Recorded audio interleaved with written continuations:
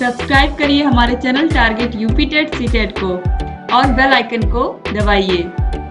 Hello दोस्तों, मैं आनंद स्वागत करता हूं आप सभी का आपके अपने channel target UP TET CTET में। दोस्तों, हम आपके डीएलएड 4th सेमेस्टर के गणित विषय को पढ़ रहे हैं और इसमें आपका जो पहला चैप्टर है करड़ी, वर्ग, वर्गमूल, घन, घनमूल और उन पे आधारित संक्रियाएं, इस चैप्टर को हम पढ़ रहे हैं और इसमें दो टॉपिक हमने इससे पहले पढ़ लिए हैं।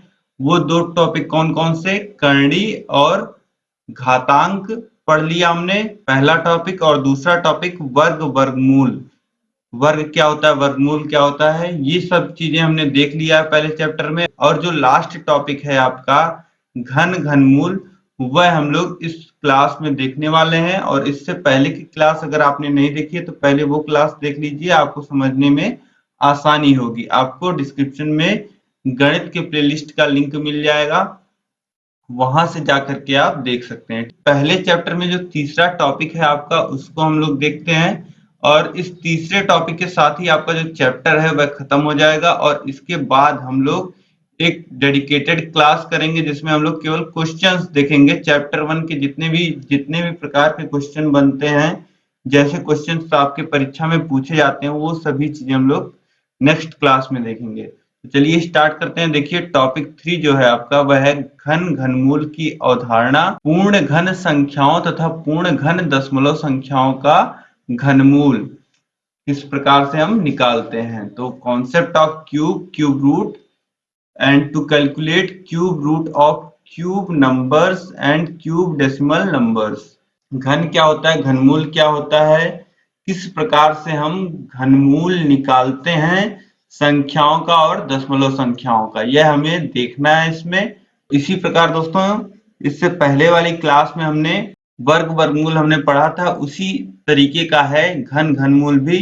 तो बहुत ही इजीली आप समझ सकते हैं। देखिए घन, जिसे इंग्लिश में क्यूब बोलते हैं, तो घन क्या होता है, देखिए किसी संख्या का घन प्राप्त करने के लिए हमें उस संख्या से 3 बार गुणा करना पड़ता है। किसी भी संख्या का अगर हमें घन निकालना है तो उस संख्या का उसी में 3 बार गुणा करना पड़ता है। जैसे एक संख्या है 5, तो 5 का घन अगर हमें निकालना है तो 5 का उसी में 3 बार गुणा करना पड़ता है, यानी 5 के घाते 3। 125 क्या होगा, 125 होगा 5 का घन या 5 का क्यूब।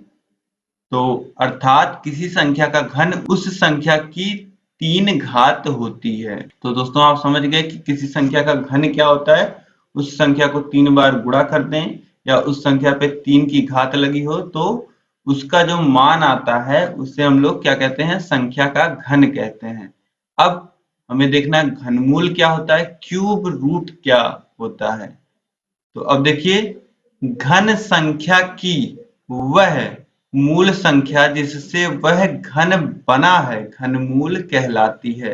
अब कोई संख्या दोस्तों आपको दिया है, तो अगर आपसे पूछ रहा है कि इस संख्या का घनमूल क्या होगा, तो पहले आपको देखना होगा कि किस संख्या का हमने घन किया है तो हमें यह संख्या मिली है।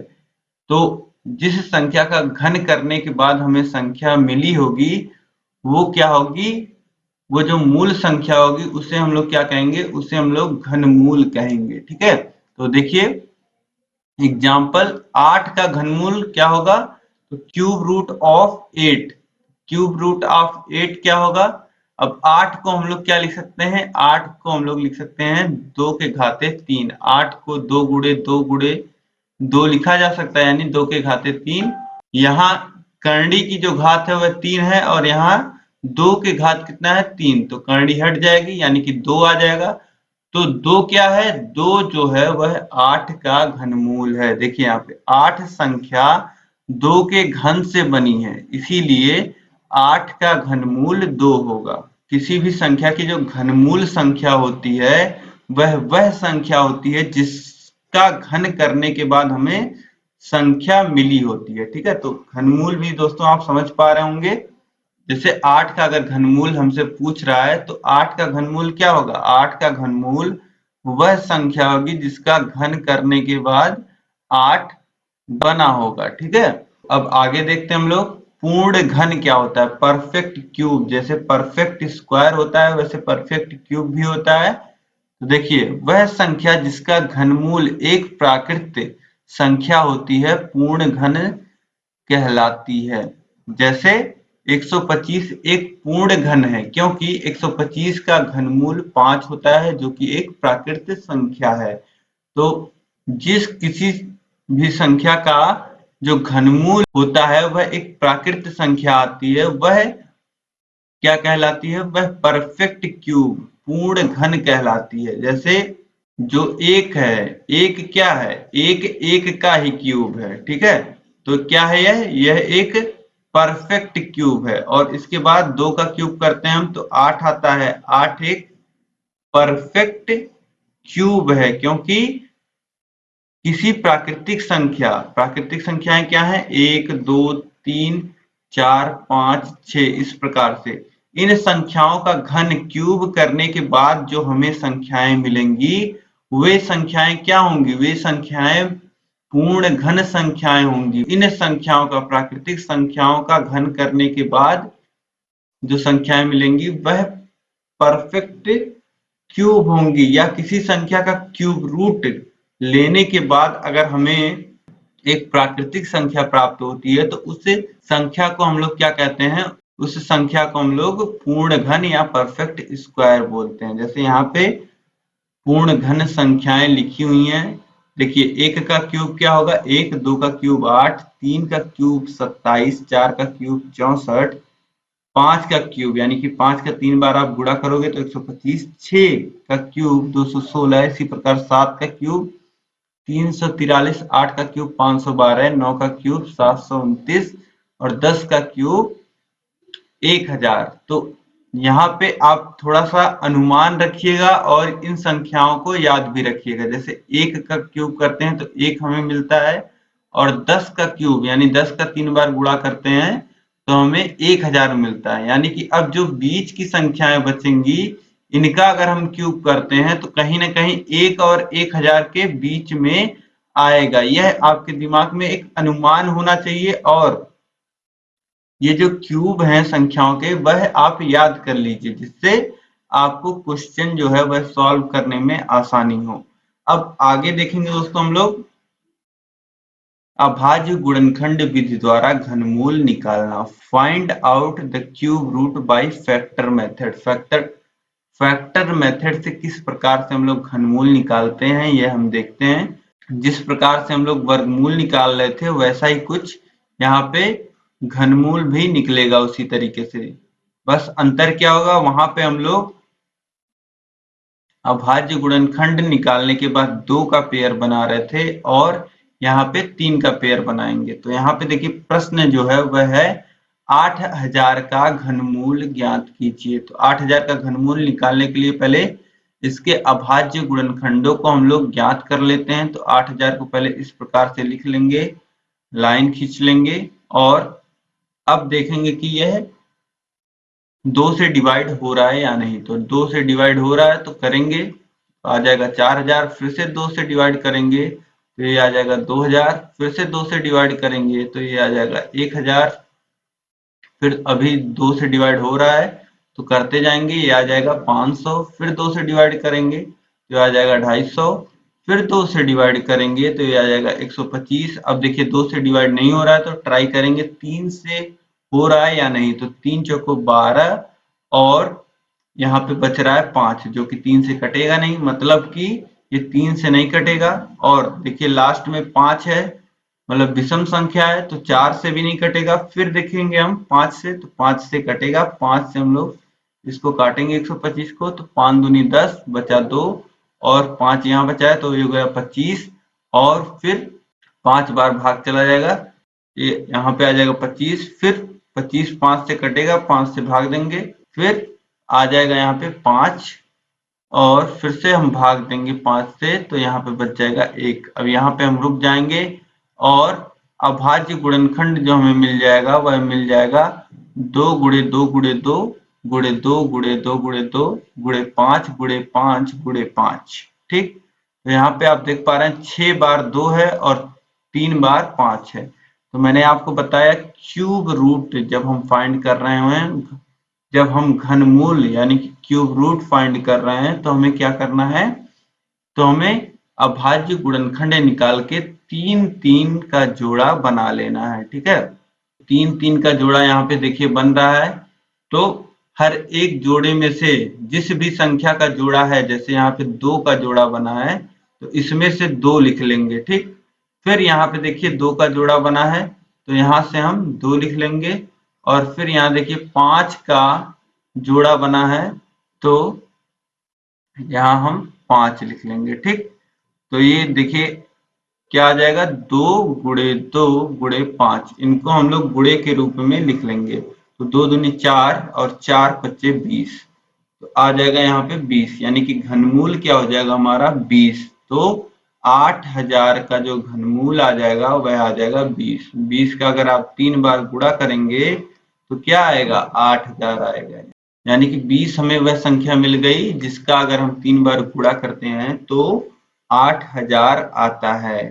तो 8000 का घनमूल क्या है, 20 है। ठीक, तो ये क्वेश्चन दोस्तों आप समझ गए होंगे। इसके बाद देखते हैं हम लोग नेक्स्ट क्वेश्चन। नेक्स्ट क्वेश्चन देखिए क्या है, वह छोटी से छोटी संख्या ज्ञात करो जिसमें 8640 को विभाजित करने पर भागफल के रूप में पूर्ण घन संख्या प्राप्त होती है।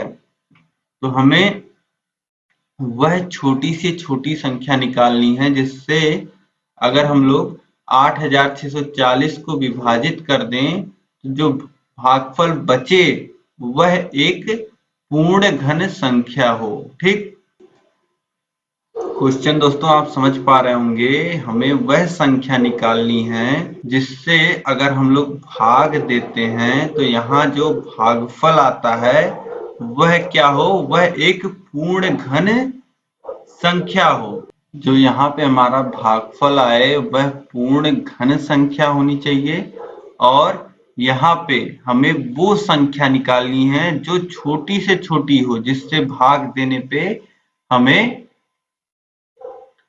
यहाँ पे पूर्ण घन मिल जाए। ठीक है, तो ये संख्या छोटी से छोटी होनी चाहिए जिससे यहाँ पे पूर्ण घन मिले भागफल में। ठीक, तो देखते हैं हम लोग निकालते हैं। अब यहाँ पे आपको क्वेश्चन से डरने की जरूरत नहीं है। यहाँ पे आपको क्या आता है, आपको जब भी प्रश्न में कहीं पे पूर्ण घन या घनमूल निकालने को बोले तो आपको सबसे पहले क्या कर लेना है, आपको जो भी संख्या दी है उसका अभाज्य गुणनखंड निकाल लेना है। तो यहाँ पे 8640 का हमें अभाज्य गुणनखंड ज्ञात कर लेना है। तो देखिए 8640 का हम लोग अभाज्य गुणनखंड निकालेंगे तो पहले 2 से भाग देंगे, फिर जब तक 2 से भाग जाता है 2 से भाग देंगे। इसके बाद फिर देखिए यहाँ पे हम लोग 8640 का अभाज्य गुणनखंड निकाल लेते हैं। 8640 हम लोग लिख लेंगे, फिर 2 से भाग देंगे।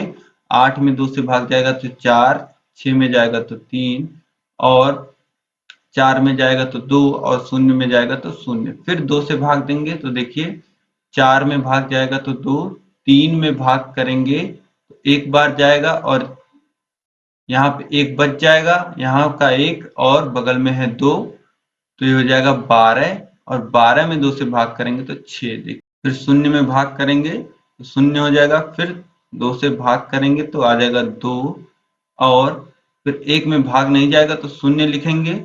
फिर ये 1 और 6 हो जाएगा 16, 16 में भाग करेंगे 2 से तो हो जाएगा 8, फिर ये हो जाएगा 0। फिर 2 से भाग करेंगे तो ये आ जाएगा 5, 4, 0। फिर 2 से भाग देंगे तो ये आ जाएगा 2, 7, 0।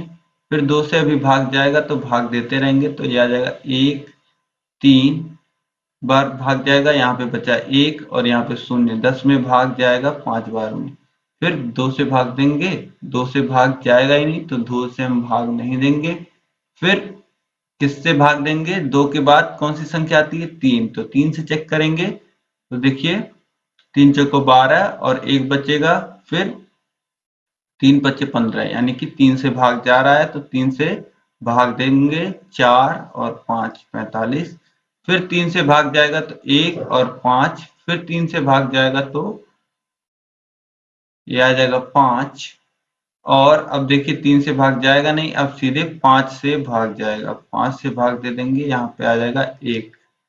ठीक है, तो यहाँ पे हमें 8640 का जो है वह अभाज्य गुणनखंड मिल गया। ठीक, तो अब यहाँ पे समझने वाली बात है कि आपसे बोल रहा है हमें वह संख्या ज्ञात करना है जिससे 8640 में जब हम भाग दें तो भाग देने पे जो भागफल आए वह पूर्ण घन हो और संख्या जिससे भाग दे रहे हैं वह छोटी से छोटी होनी चाहिए। तो यहाँ पे अब आप जो अभाज्य गुणनखंड आया है इसको ध्यान से देखिए। जब आप किसी भी संख्या का घनमूल निकालते हैं तो क्या करते हैं, 3-3 का पेयर बनाते हैं। तो यहाँ पे आप 3-3 का पेयर बनाइए। अब देखिए कौन सी संख्या एक्स्ट्रा आ रही है, यहाँ पे संख्या एक्स्ट्रा आ रही है 5। ठीक, तो 5 वह संख्या हो जाएगी जिससे अगर हम लोग भाग दे दें तो जो भागफल बचेगा वह क्या हो जाएगा, वह पूर्ण घन संख्या हो जाएगी। अगर यहीं पे हम 5 से भाग दे दें तो ये 5 और ये 5 कट जाएगा। ठीक, और बच जाएगी ये संख्या, और ये संख्या क्या हो जाएगी, यह संख्या हो जाएगी पूर्ण घन संख्या। ठीक है, यह संख्या पूर्ण घन संख्या बच जाएगी क्योंकि अब इसमें 5 रहा नहीं और हमारे पेयर बन जा रहे हैं। ठीक है, तो अगर यहाँ पे पेयर नहीं बनता है 3-3 का, कोई भी संख्या एक्स्ट्रा होती है या कम होती है, जैसे अभी यहीं गुणे 5 एक बार और लिखा होता तो किस संख्या से भाग करते, 25 से भाग करते तो हमें पूर्ण घन संख्या मिलती। ठीक है, तो दोस्तों आप समझ पा रहे होंगे कि यहाँ पे अगर हम लोग 5 से भाग दे दें तो हमें पूर्ण घन संख्या मिल जाएगी और 5 वह छोटी से छोटी संख्या भी है।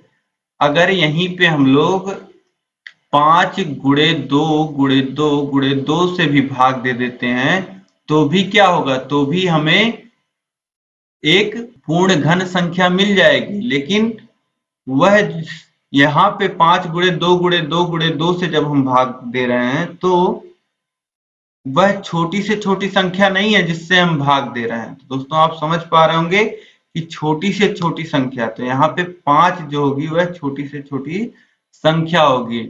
अगर यहीं पे अगर हम लोग 5 गुणे 2 गुणे 2 गुणे 2 से भी भाग देंगे तो भी हमें ये जो शेष बचा हुआ पार्ट है 2 गुणे 2 गुणे 2 गुणे 3 गुणे 3 गुणे 3 यह मिलेगा, यह भी एक पूर्ण घन संख्या होगी। लेकिन जो प्रश्न में हमसे बोल रहा है कि हमें छोटी से छोटी संख्या से भाग देना है, वह छोटी से छोटी संख्या निकालना है जिससे भाग देने पे यहाँ पे हमें पूर्ण घन संख्या मिले भागफल में। ठीक है, तो अब दोस्तों आप समझ पा रहे होंगे कि वह संख्या छोटी से छोटी संख्या को क्या होगी जिससे हम अगर भाग दे रहे हैं 8640 में तो हमें पूर्ण घन मिल जाएगा, तो वह संख्या होगी 5। ठीक है, तो यहाँ पे उत्तर आपका आ जाएगा 5। अब इसके बाद हम लोग नेक्स्ट क्वेश्चन देखते हैं। यह आपके परीक्षा में पूछा हुआ प्रश्न है, क्यूब रूट ऑफ 125 गुणे 343 यह कितना होगा। तो क्यूब रूट हमें लेना है 125 को हम क्या लिख सकते हैं करनी में, 5 गुणे 5 गुणे 5 और गुणे 343 है ही।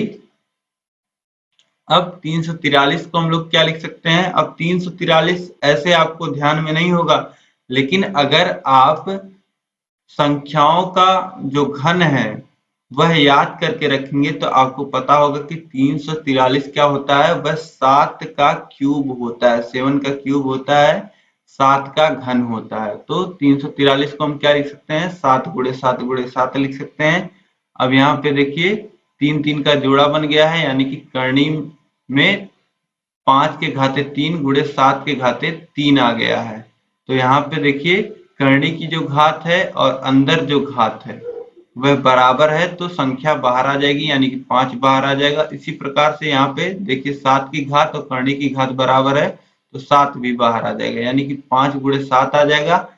और 5 सत्ते कितना होता है, 5 सत्ते होता है 35, तो उत्तर हमें कितना मिल जाएगा, 35 मिल जाएगा। ठीक, यहाँ पे दोस्तों देखा आपने करनी में क्यूब रूट में दो संख्याएं गुणे के रूप में लिखी थी, जिनको अगर आप गुणा करते तो लंबा प्रोसेस हो जाता, उसके बाद आप घनमूल निकालते। ठीक, तो ऐसा ना करते हुए हमने यहाँ पे जो घातांक में रूल पढ़ा था और जो हमें संख्याओं का घन याद है, उसकी मदद से हमने यहाँ पे बहुत ही आसानी से यहाँ पे घनमूल निकाल लिया। ठीक, तो इस प्रकार से भी ट्रिकी क्वेश्चन भी थोड़ा सा ट्रिकी क्वेश्चन भी आ सकते हैं आपके परीक्षा में, यह पूछा हुआ प्रश्न है। अब इसके बाद नेक्स्ट क्वेश्चन हम लोग देखेंगे। तो यहाँ पे दोस्तों अब हम सीखने वाले हैं कि दशमलव संख्याओं का घनमूल किस प्रकार से निकालते हैं। जिन संख्या में दशमलव लगा हो उनका घनमूल हम किस प्रकार से निकालेंगे। अब सबसे पहले दोस्तों यहाँ पे आपको एक चीज समझनी होगी। जैसे कोई संख्या लिखा है 5, ठीक, और 5 कोई संख्या लिखा है तो इसके हर में कितना होता है? इसके हर में कितना होता है? 1 होता है। ठीक, तो अब इस 5 को, जो अंश में 5 है, उसको अगर हम 50 लिखना चाहें तो किस प्रकार से लिख सकते हैं? उसको हम लोग, आपको पता है भिन्न में आपने यह रूल नियम पढ़ा होगा, किसी भी संख्या से अगर ऊपर नीचे हम गुणा कर देते हैं तो भिन्न में कोई भी परिवर्तन नहीं होता। यानी कि हम लोग क्या कर सकते हैं? 5 को 50 बनाने के लिए 10 का गुणा कर सकते हैं, ऊपर नीचे दोनों। ठीक है, ऊपर नीचे दोनों हमने गुणा कर दिया तो ये कितना हो गया? 50/10 हो गया। मान में देखिए कोई परिवर्तन नहीं है, शून्य से शून्य आप काट देंगे, 5 ही आ जाएगा। लेकिन इस 5 को हम कितना लिख सकते हैं? 50/10 भी लिख सकते हैं। ठीक, अब इतना दोस्तों आप समझ गए। अब इसी प्रकार से जैसे हमने 5 को 50/10 लिखा है, इसी प्रकार हम लोग 5 को दशमलव में अगर लिखना चाहें, अगर 5 को हम लोग 0.5 लिखना चाहें तो किस प्रकार से लिख सकते हैं? 0.5 और गुणे 10, इसको हम लोग लिख सकते हैं। इस प्रकार लिख सकते हैं। 10 का गुणा 5 में हो जाएगा तो ये कितना आ जाएगा? 10 का गुणा 0.5 में आ जाएगा तो दशमलव एक स्थान खिसक जाएगा, यानी कि ये कितना हो जाएगा? 5.0 यानी कि 5। ठीक, तो आप समझ पा रहे होंगे कि 5 एक संख्या है, उसको हम लोग कितने प्रकार से दिखा सकते हैं। ठीक, तो अब यहाँ पे आप समझिए, दशमलव संख्या का घनमूल निकालते समय, दशमलव संख्या का घनमूल निकालते समय हम लोग क्या कर सकते हैं? जैसे यहाँ पे हमें घनमूल निकालना है 0.000027 का। ठीक, अब इसे दोस्तों हम लोग कितना लिख सकते हैं? इसे अगर हम लोग भिन्न के रूप में लिखना चाहें, अगर मान लीजिए इसी को हमें केवल 27 लिखना है। ठीक, अगर मान लीजिए हमें एक स्थान दशमलव दाहिने खिसकाना है तो इसमें क्या करना होगा? 10 का गुणा करना होगा। 10 का गुणा करना होगा। अगर हमें दशमलव एक स्थान खिसकाना है तो इसमें हमें क्या करना होगा? इसमें हमें 10 से गुणा करना होगा, तब ये एक स्थान खिसकेगा। अब 10 से हमने गुणा किया है तो 10 से हम भाग भी तो करेंगे, तभी तो इस संख्या के मान में कोई परिवर्तन नहीं होगा। ठीक है, तो यहाँ पे अगर हमने 10 से गुणा किया है तो 10 से हम भाग भी करेंगे। तो इसी प्रकार से अगर दशमलव यहाँ पे हमें केवल 27 लिखना हो तो दशमलव हमें कितने स्थान खिसकाना पड़ेगा? हमें 5 स्थान यहाँ पे खिसकाना पड़ेगा। 3 0 है और 2 7 भी है, तो 5 स्थान हमें दशमलव खिसकाने के लिए यहाँ पे हर में 5 0 बढ़ाने होंगे, तब अंश में 5 स्थान दशमलव खिसकेगा। यानी कि इसे 27 लिखने के लिए हमें हर में 10 पहले से है और 5 शून्य और बढ़ाने होंगे। ठीक है, तो अब ये हो जाएगा 27/1 के आगे 6 शून्य। ठीक, इस प्रकार से दोस्तों आप समझ पा रहे होंगे कि हम दशमलव किस प्रकार से खिसका सकते हैं। अगर हमें दशमलव खिसकाना है तो जितने स्थान खिसकाना है उतना ही हमें भाग भी देना होगा हर में। ठीक है, तो 6 स्थान खिसकाया हमने तो 1 के सामने 6 0 हम बढ़ा देंगे। इसी प्रकार 5 स्थान खिसकाए होते तो 1 के सामने 5 हम बढ़ा देते, 5 0, और अगर 4 बार खिसकाए होते तो 1 के आगे 4 बार 0 बढ़ा देते। तो दोस्तों आप समझ पा रहे होंगे कि 4 बार 0 और 2 7 को हम लोग कितना लिख सकते हैं, इसको हम लोग इतना भी लिख सकते हैं 27 बटे और 1 के आगे 6 शून्य। ठीक, इस प्रकार से हम लिख सकते हैं क्योंकि हमने यहाँ पे 6 स्थान दशमलव खिसका दिया है। जो संख्या 0.000027 थी उसे हम लोग कितना बना दिए हैं, उसे हम लोग 27.0 बना दिए हैं। तो ये करने के लिए हमें 6 स्थान दशमलव खिसकाना पड़ा है। तो हम क्या करेंगे, हम लोग 1 के सामने 6 शून्य से इस संख्या में भाग भी दे देंगे, जिससे इसके मान में कोई परिवर्तन ना आए। अब यहाँ पे दोस्तों इसका हमें घनमूल निकालना है। ठीक है, तो यहाँ पे करने की घात 3 और 0.0000027 इसी का हमें घनमूल निकालना है। तो अब यहाँ पे आपने जाना कि 0.0000027 को हम लोग कितना लिख सकते हैं, हम लोग इसे 27 बटे 1 के आगे 6 शून्य, 6 स्थान हम दशमलव खिसकाए हैं तो 1 के सामने 6 शून्य बढ़ा देंगे। ठीक, इतना हम लोग लिख सकते हैं। अब यहाँ पे हम लोग 27 को कितना लिख सकते हैं, 27 को 3 गुणे 3 लिख सकते हैं। और यहाँ पे आपको पता है कि कहीं पे अगर जैसे 100 लिखा है तो 100 को हम लोग कितना लिख सकते हैं, 100 को हम लोग 10 गुणे 10 लिख सकते हैं। ठीक है, तो इसी प्रकार यहाँ पे देखिए 1 के आगे 6 जीरो है, यानी कि अगर इसे हम लोग चाहें तो 100 गुणे 100 गुणे 100 लिख सकते हैं। ठीक है, 100 का गुणा 100 में होगा तो 1 के आगे 4 जीरो आ जाएगा, फिर 1 के आगे 4 जीरो का गुणा 100 में होगा तो 1 के आगे 6 जीरो आ जाएगा। तो इस प्रकार से आप समझ पा रहे होंगे कि 1 के आगे अगर 6 जीरो लिखा है इसे 3 बार 100 के गुणे में भी हम लोग लिख सकते हैं। तो यहाँ पे घात 3 है, ये आपको भूलना नहीं है, करनी की घात 3 है। अब आगे हम लोग देखते हैं आगे क्या हो जाएगा। यहाँ पे करनी की घात 3 है तो जिस भी संख्या का 3 बार गुणा है उसे हम लोग करनी के बाहर लिख सकते हैं। तो 3 का 3 बार गुणा है तो करनी के बाहर लिख लेंगे, और नीचे हर में 100 का 3 बार गुणा है तो 100 को बाहर लिख लेंगे। ठीक, तो अब यहाँ पे आप देख पा रहे होंगे कि इसका घनमूल हमें संख्या का मिल गया, लेकिन दशमलव संख्या है तो यहाँ पे हम इसे दशमलव में बना लेते हैं। अब 3 में 100 से भाग देंगे तो क्या होगा, 3 छोटी है और 100 संख्या जो है वह बड़ी है, तो दशमलव में आएगा मान, यह आप जान रहे हैं।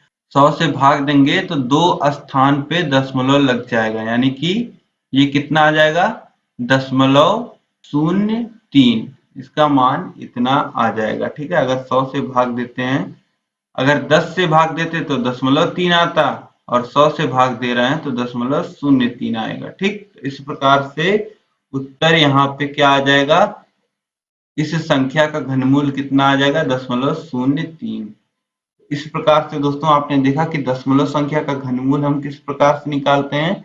संख्या को पहले दशमलव वाली जो संख्या होती है उसको हम लोग भिन्न के रूप में बदल देते हैं। भिन्न के रूप में किस प्रकार से बदलना है यह मैंने आपको बताया, और फिर उस भिन्न का हम लोग घनमूल निकाल लेते हैं। घनमूल निकालने के बाद फिर उस भिन्न वाली संख्या को हम लोग दशमलव वाली संख्या में बदल लेते हैं, जिससे हमें हमारा उत्तर मिल जाता है। ठीक है, अब इसी घनमूल में हम लोग अगला प्रश्न देखते हैं। अभी जैसे आपने यहाँ पे भिन्न का वर्गमूल निकाला है पिछले प्रश्न में, उसी प्रकार से यहाँ पे भी निकाल सकते हैं। देखिए करनी की घात 3 है और 1/125 है। ठीक है, इसी का हमें घनमूल निकालना है। तो अब यहाँ पे देखिए आप 1 को क्या हम लोग लिख सकते हैं, 1 को चाहे जितना बार 1 में गुणा करिए 1 मिलता है, तो 3 बार अपने हिसाब से हम गुणा कर लेंगे। और 125 को क्या लिख सकते हैं, 5 गुणे 5 गुणे 5 लिख सकते हैं।